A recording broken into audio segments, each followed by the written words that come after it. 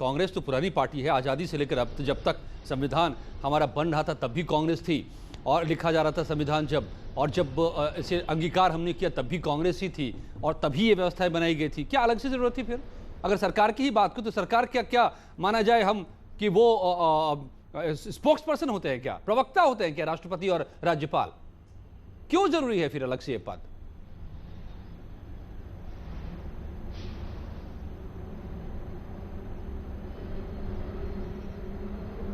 अजय जी, मुझसे प्रश्न है? जी, आप ही से एक ये भी प्रश्न है जी। हाँ, मैं बोलता हूं अजय जी।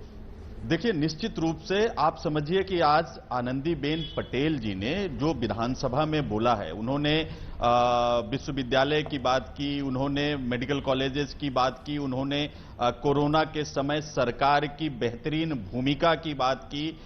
लेकिन हकीकत क्या है? कोरोना भ्रष्टाचार की भेंट चढ़ गया। उसका जो मैनेजमेंट था, पल्स मीटर, ऑक्सीमीटर, मेरे सवाल का ये जवाब नहीं था, इसीलिए मैं आगे बढ़ता हूं, अनुराग भदौरिया जी के पास जाता हूं। उम्मीद करता हूं कि अनुराग जी जवाब देंगे, केवल अपनी बात नहीं कहेंगे। अनुराग जी, परंपरा तो ये है ना, संवैधानिक हमारी परंपरा कि सरकार की नीतियों को सुन लीजिए, सवाल सुन लीजिए ना। सरकार की नीतियों को, बातों को राज्यपाल रखते हैं, राष्ट्रपति रखते हैं और उस पर फिर चर्चा होती है। विपक्ष सदन में सवाल उठाता है कि ये बातें से हम सहमत नहीं हैं, इसमें ये सवाल है, इसमें ये सवाल है, जवाब दीजिए सरकार। लेकिन यहां तो दिखाई देता है कि बैनर लेके खड़े हो गए, भाषण से वॉकआउट कर लिया, हेडलाइंस बन गए, काम खत्म, जनता को कुछ पता नहीं चल पाएगा। देखिए अजय जी, आपने एक बात अभी कही कि भारतीय जनता पार्टी के नेता कह रहे थे, आपकी यहाँ बाइट चल रही थी, बताइए महिला राज्यपाल हैं, उनका सम्मान नहीं कर पा रहे। अरे शर्म से डूब मरो, महिलाओं का नाम लेते हुए। उत्तर प्रदेश में महिलाओं की हालत क्या कर दी आपने? हाथरस की घटना की आग शांत भी नहीं हुई थी, बदायूं की घटना होगी, बदायूं की घटना की आग बुझी भी नहीं थी। तो यहाँ पर उन्नाव में 3 बच्चियों के साथ वहाँ पे 2 बच्चियों की हत्या होती है, एक बच्ची हॉस्पिटल में जिंदगी मौत से जूझ रही होती है। आप महिला सम्मान की बात करते हो, महिलाओं पे यहाँ पे आपका रोमी स्कर्ट पता नहीं कहाँ चला गया, मिशन शक्ति पता नहीं कहाँ चला गया। महिलाओं पर लगातार उत्तर प्रदेश में हत्याएं और उनके ऊपर में अत्याचार बढ़ता चला जा रहा है। तो सरकार कहाँ पे है? सरकार कहाँ है? महिलाओं की बात करते थे, आप कह रहे थे महिला राज्यपाल है, महिला राज्यपाल होते हुए भी उत्तर प्रदेश के अंदर महिलाओं पे अत्याचार बढ़ गया। सोचिए, ये सरकार कितनी संवेदनशील है, इसका अंदाजा लगाया जा सकता है। ये सरकार महिलाओं पे बात करने के नहीं, महिलाओं पे बात करने का इनको कोई अधिकार नहीं है। जहां तक कि आपके सवाल का जो आपने क्वेश्चन पूछा उसका जवाब दे दूं, उत्तर प्रदेश के अंदर में रोज हेडलाइन बनती है चोरी, डकैती, हत्या, लूट, मार, बलात्कार की। इसके बारे में क्या सरकार बात नहीं करेगी?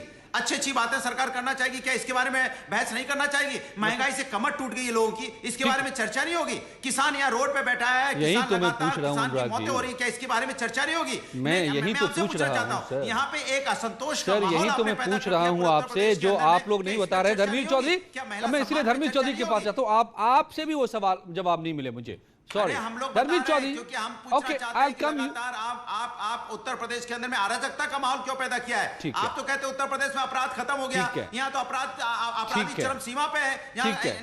ओके, अनुराग भदौरिया, धर्मवीर चौधरी, बीएसपी, धर्मवीर चौधरी जी, क्या ये सारे, मैं इन सारे मुद्दों को उठाने का ही काम आपको जनता ने सौंपा है विपक्ष के नाते?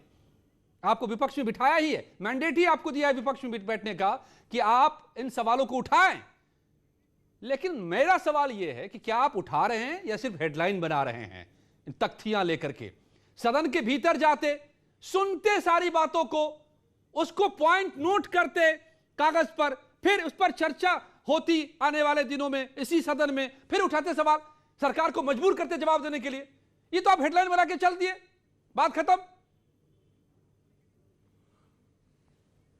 नहीं, अजय जी, सरकार को क्या मजबूर करेंगे? आज प्रदेश में त्राही मची हुई है और जब गवर्नर महोदया, राज्यपाल महोदया सरकार के गलत कामों पर पर्दा डालने का प्रयास करेंगी अपने अभिभाषण में, तो विपक्ष क्या करेगा? आज दलितों के ऊपर प्रदेश में इतने अत्याचार बढ़ गए हैं। ये वो योगी आदित्यनाथ जी की सरकार जब से आई है, सबसे ज्यादा उत्तर प्रदेश में दलितों के ऊपर अत्याचार हुए हैं। तो इनको इस पर बोलना चाहिए।